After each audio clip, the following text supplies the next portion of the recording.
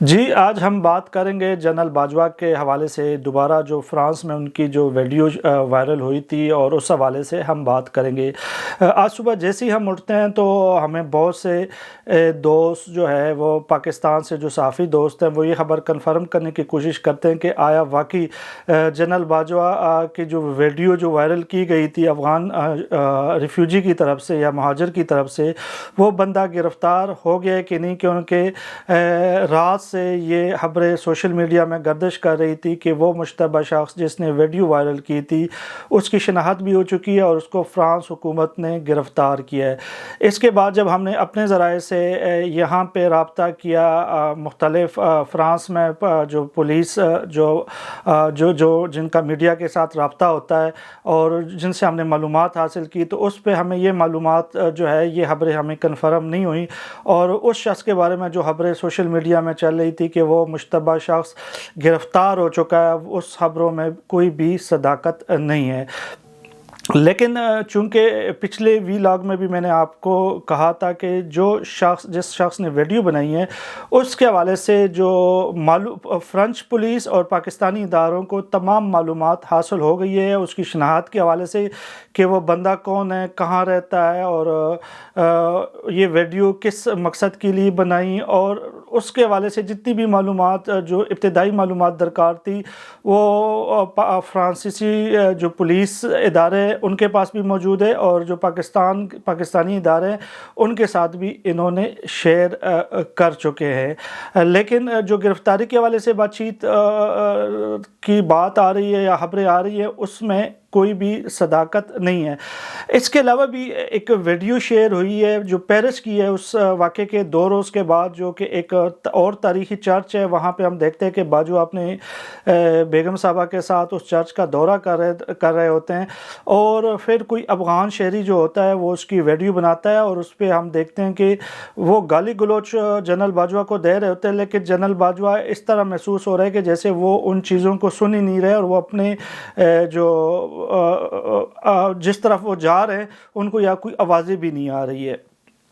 تو اب ہم آپ کو یہ آنسی ویڈیو کی اور یہ جو پیرس میں ویڈیو، یہ 2 ویڈیو کے حوالے سے بھی مزید کچھ تفصیلات دیں گے۔ اس میں یہ آنسی میں جو ویڈیو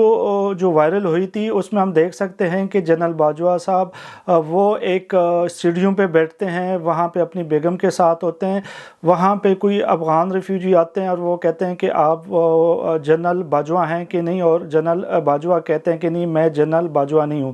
وہ پھر مزید ایک آدھ سوال کرتے ہیں جس پر جنرل باجوہ ان کو کہتے ہیں کہ آپ خاموش ہو کر یہاں سے چلے جائیں، نہیں تو میں پولیس کو بلا لیتا ہوں۔ یہ جو افغان ریفیوجی ہے یہ کوئی بھی اس دوران گالی گلوچ نہیں کرتا اور ویڈیو بناتا رہتا ہے، اور پھر جب جنرل باجوہ وہاں سے نکلتے ہیں تو وہ اس دوران بھی کچھ ویڈیو جو ہے وہ بناتے ہیں، اور اس کے بعد ویڈیو کے اوپر وائس اوور کی جاتی ہے،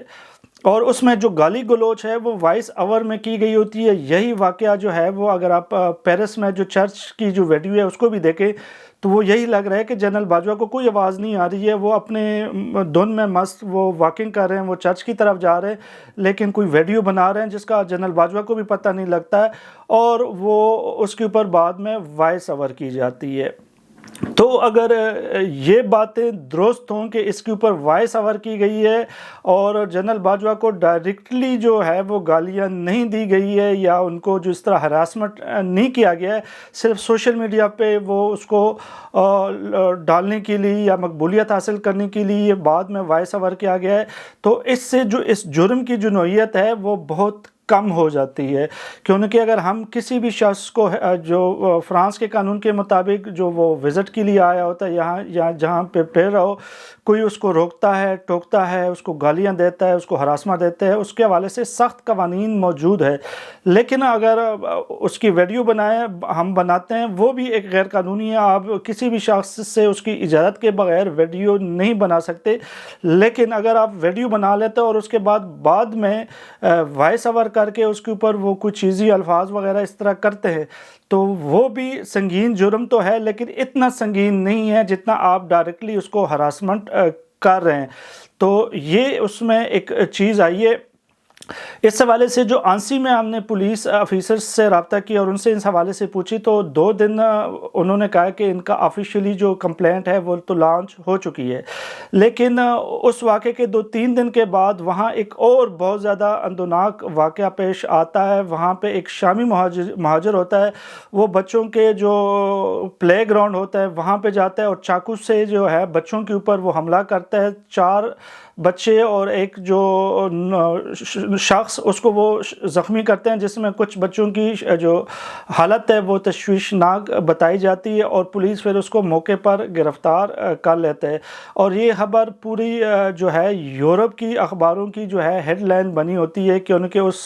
شخص کے حوالے سے لوگوں میں بہت غم و غصہ پایا جاتا ہے۔ وزیر داخلہ موقع پہ پہنچتا ہے، جو فرانسیسی صدر ہے ایمینول میکرون اس حوالے سے بیان دیتا ہے۔ تو جب یہ واقعہ ہوتا ہے تو اس واقعے کے بعد جو جنرل باجوہ والا واقعہ ہوتا ہے وہ اس شہر میں پولیس والوں کے حوالے سے وہ پس منظر میں چلا جاتا ہے، کیونکہ اس واقعے کے حوالے سے حساسیت کے حوالے سے یہاں پہ پوری میڈیا میں سوال اٹھتا ہے کہ وہ آنسی جو جھیل ہے اس کنارے ایک 31 سالہ شخص نے جس طرح چاقو پہ حملہ کیا بچوں پہ اس کے پارک میں، تو اس حوالے سے پوری میڈیا میں شور اٹھتا ہے اور پولیس پھر جو اب ہم دیکھ رہے ہیں کہ کل سے وہ اسی واقعے کے اوپر وہ تفتیش کر رہی ہے اور یہاں میڈیا بھی اس چیز کو بہت زیادہ اچھال ہے۔ تو اس میں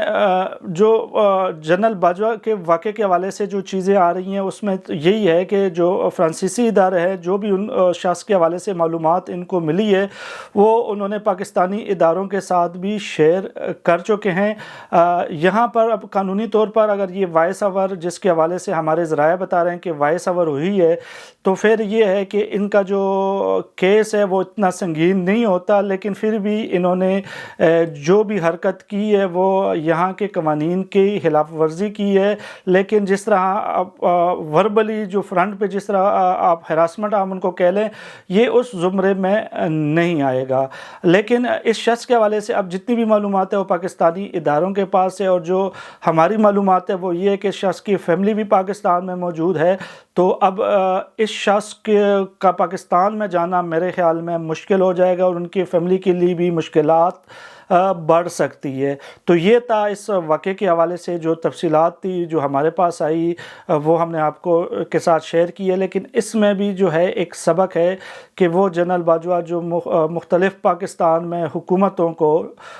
دمکاتا تھا، گراتا تھا، بناتا تھا، وہ ایک جب یورپ آتے ہیں فرانس میں ان کے ساتھ اس طرح واقعہ ہوتا ہے تو وہ کہتا ہے کہ میں پولیس کو بلا لوں گا، اور وہ وجہ یہ ہوتی ہے کہ قانون کی حکمرانی ہوتی ہے۔ جو ویڈیو بنانے والا شخص ہوتا ہے وہ بھی اس لیے کچھ نہیں کرتا ہے کیونکہ اس کو معلوم ہوتا ہے کہ اگر یہاں کچھ بھی کرے گا تو قانون جو ہے وہ حرکت میں آئے گا اور اس کو گرفتار کر لے گا۔ تو یہ لوگ جب برسر اقتدار بھی تھے اور جب ان کے پاس اختیارات بھی تھی، طاقت بھی تھا، تو انہوں نے ملک میں قانون کی حکمرانی کے حوالے سے کوئی بھی اقدامات نہیں کیے، ورنہ آج جو پاکستان میں واقعات ہو رہے ہیں وہ نہ ہوتے۔ یہ جو چیزیں ہیں یہ بہت سبق آموز ہوتی ہے، اس طرح کے واقعات اس سے جو اب موجودہ حکومت ہے یا موجودہ جو اسٹیبلشمنٹ کے لوگ ہیں ان کو بھی سبق سیکھنا چاہیے کہ کم از کم ملک میں قانون کی بالادستی کے لیے کوئی نہ کوئی